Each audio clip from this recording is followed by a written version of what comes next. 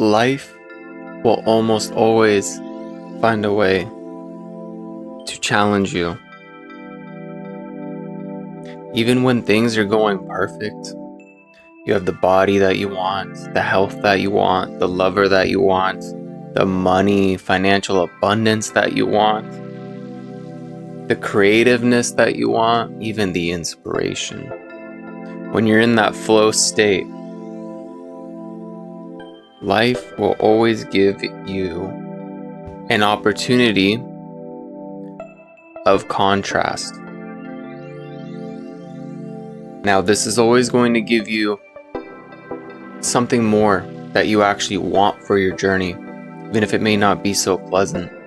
It's because it gives you specific instructions in your life on how to get better at a specific area in your life, or something that becomes a choice of what you don't prefer in your life.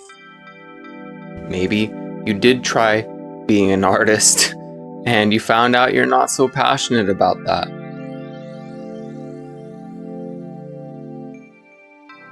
Maybe writing books is your way of art rather than painting with paint.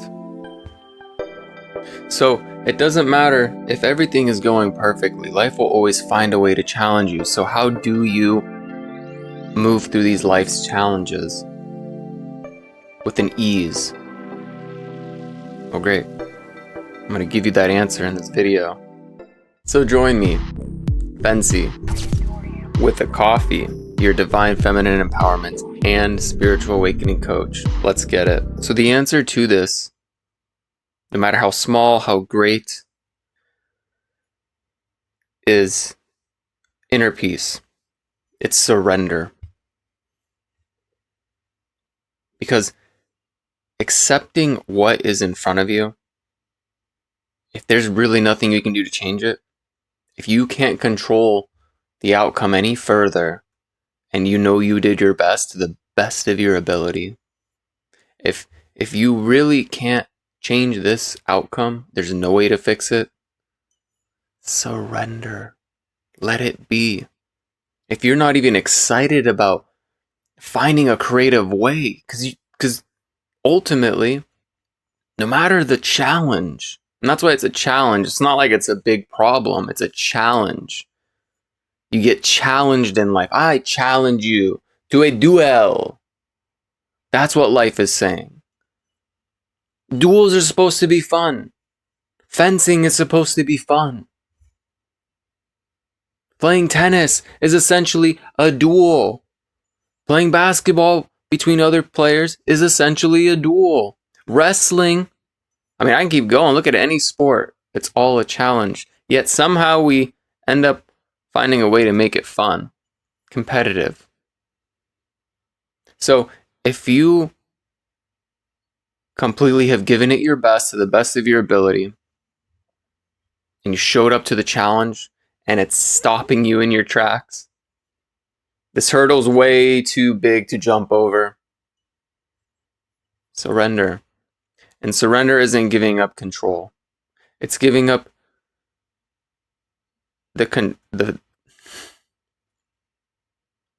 and surrender is not giving up control. Surrender is actually a huge sign of strength.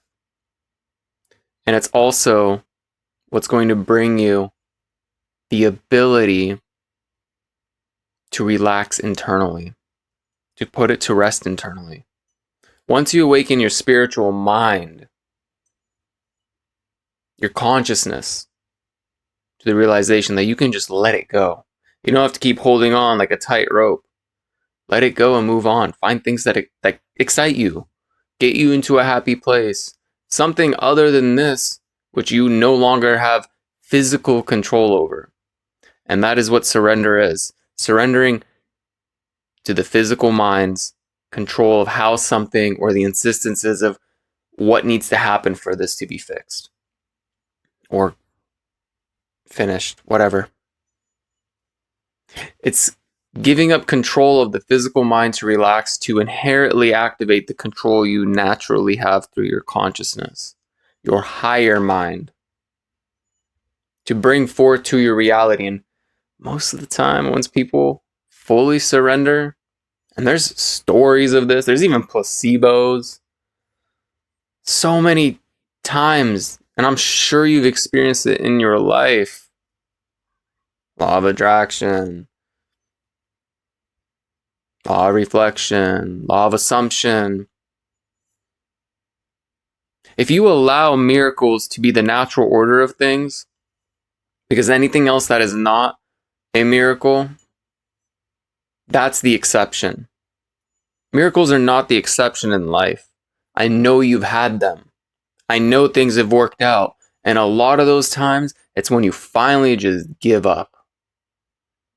You give up the struggle, the resistant thought around why this is so difficult, why you can't have it, why you can't fix it.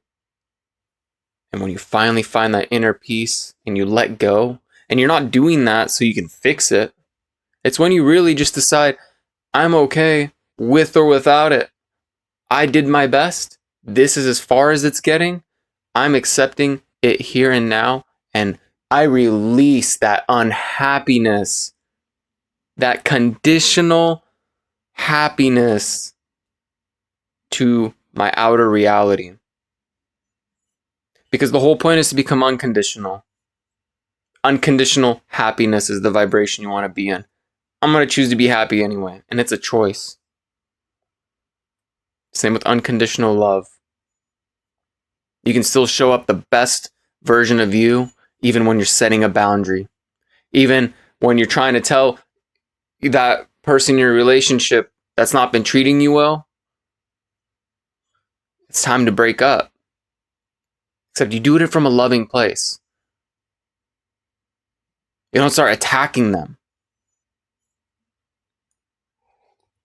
You don't let your emotions, the unhappiness, take over. You just let go.